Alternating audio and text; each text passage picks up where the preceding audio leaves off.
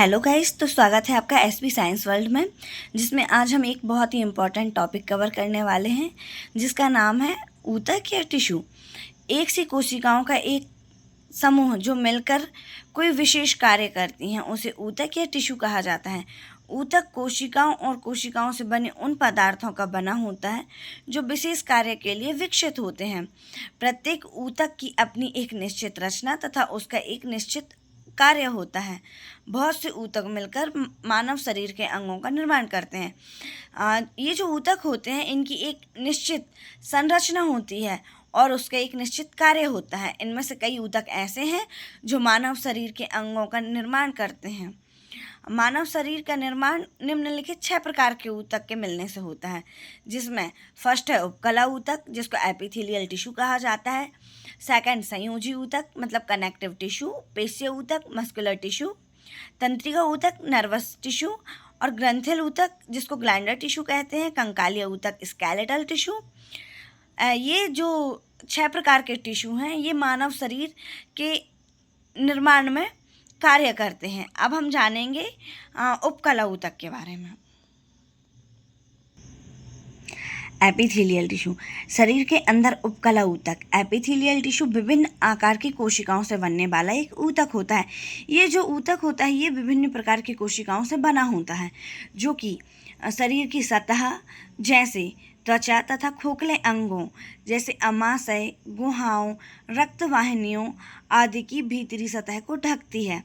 उपकला एपिथेलियम शरीर की आंतरिक एवं बाह्य सतहों को ढकने का कार्य करती है। सभी उपकला कोशिकाएं सामान्यतः एक पतली झिल्ली से जुड़ी हुई होती हैं, जिसे आधारक कला या बेसमेंट मेम्ब्रेन कहते हैं।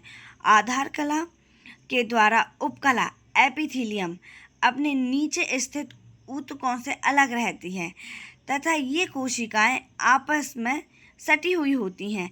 ये जो कोशिका होती है ये एक पतली झिल्ली से जुड़ी हुई होती है, जिसका नाम होता है बेसमेंट मेम्ब्रेन। आधार कला भी इसको कहा जाता है कि द्वारा ये क्या होती हैं, ये आपस में ज्वाइंट होती हैं, मतलब जुड़ी रहती हैं। यह अपने नीचे स्थित ऊतकों से अलग रहती हैं तथा ये कोशिकाएं आपस में सटी हुई होती हैं। ये जो कोशिकाएं होती हैं ये आपस में एक दूसरे से मिली होती हैं, एकदम सटी हुई होती हैं, पास पास में होती हैं, जिससे उनके बीच अंतराकोशिकी पदार्थ इंटरसेल्युलर सब्सटेंस जिसे मैट्रिक्स कहते हैं, किसी ऊतक की कोशिकाओं के बीच स्थित पदार्थ जैसे अस्थि अधात्री मैट्रिक्स कहलाता है। उपकला ऊतक एपिथेलियल टिश्यू जो होता है वह मुख्य रूप से 2 प्रकार का होता है। फर्स्ट सरल उपकला मतलब सिंपल एपिथेलियल और सेकंड होता है मिश्रित उपकला कंपाउंड एपिथेलियम। सरल उपकला सिंपल एपिथेलियम यह कोशिकाओं की एक परत की बनी होती है। यह कोशिकाएं आधारीय झिल्ली पर स्थित होती हैं।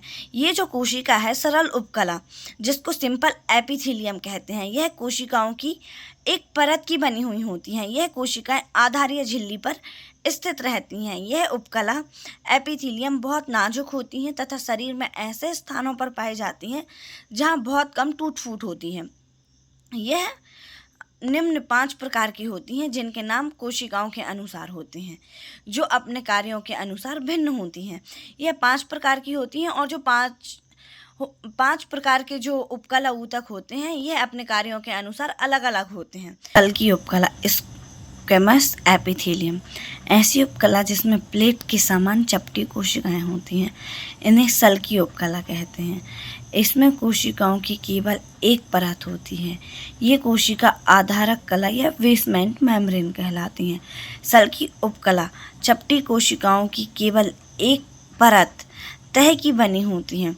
कोशिकाएं पतली सूक्ष्म प्लेटों जैसी लगती हैं तथा आपस में बहुत अधिक सटी होती हैं। इससे बहुत ही चिकनी झिल्ली का निर्माण होता है।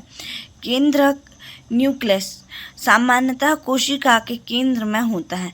फेफड़ों के वायु कोष्ठ एल्वेओली में इन्हें कोशिकाओं से बने होते हैं। सल्की उपकला शरीर में उन स्थानों पर पाई जाती हैं जहां पर बहुत ही चिकनी सतह की आवश्यकता होती है।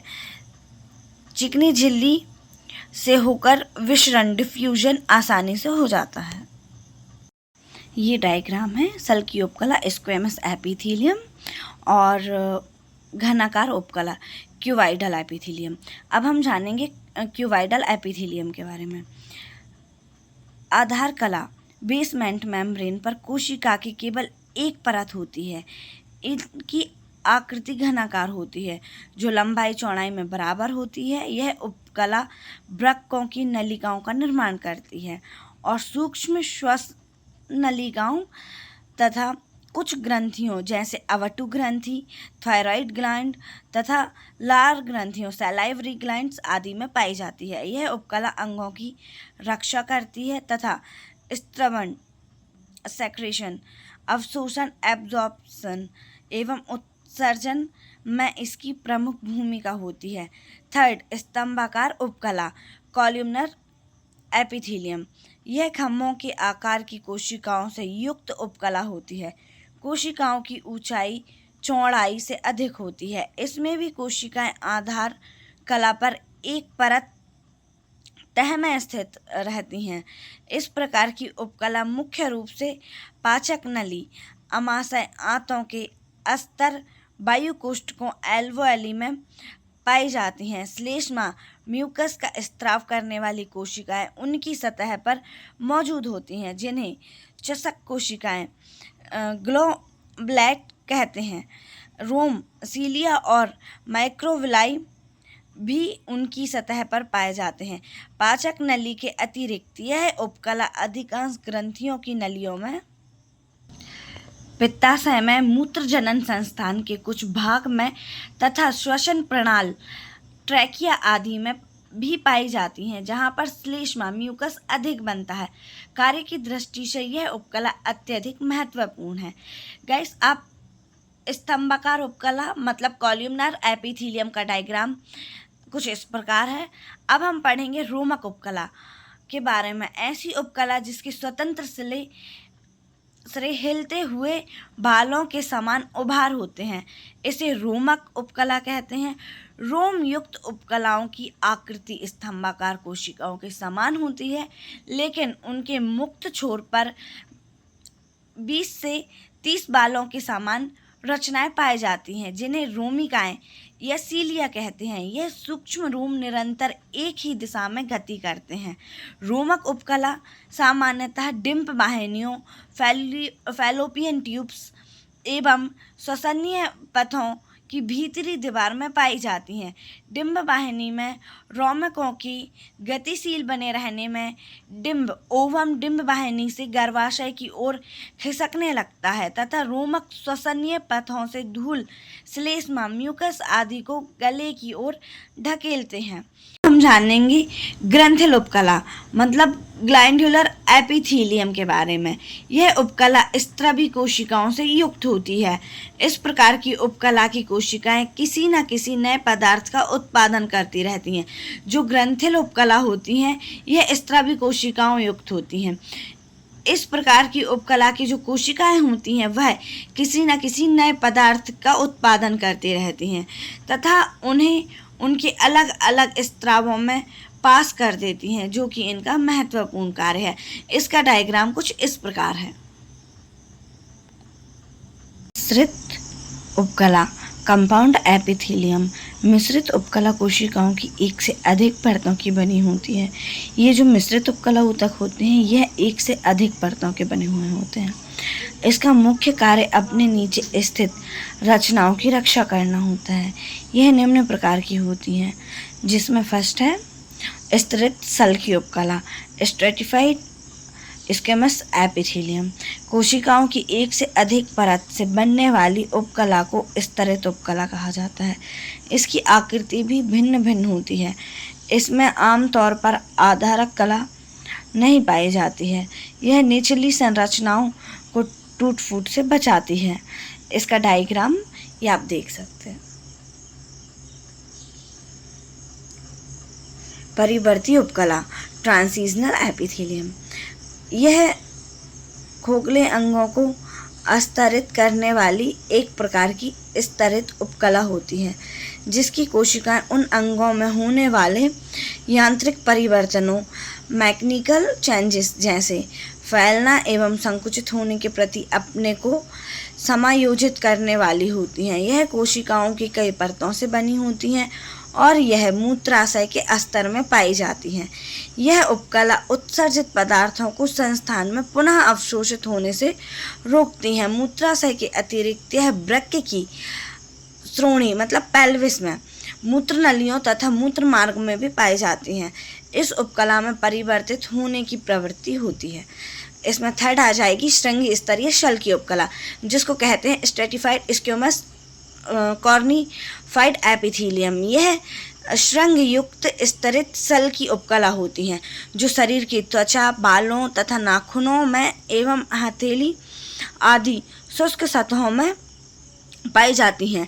यह बाह्य त्वचा की स्तरित उपकला की बाह्य परतें सल की कोशिकाओं की बनी होती हैं जो श्रृंग युक्त होती हैं, जिससे यह त्वचा की श्रृंगी परत हॉर्नी लेयर्स कहलाती हैं।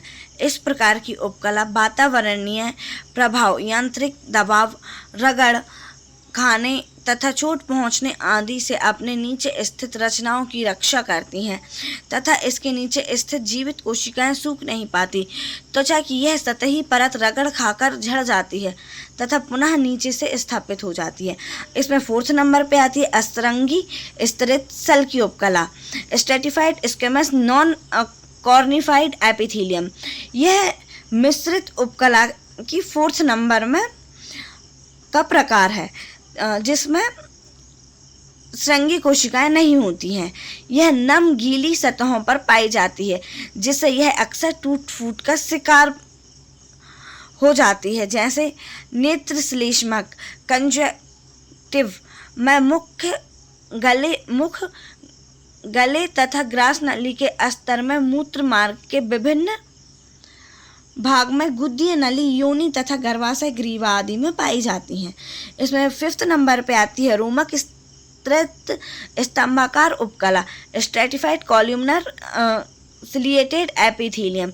यह कोमल तालु की नासा सतह, नसल सरफेस, स्वर यंत्र आदि शरीर में कुछ भागों में पाई जाती है।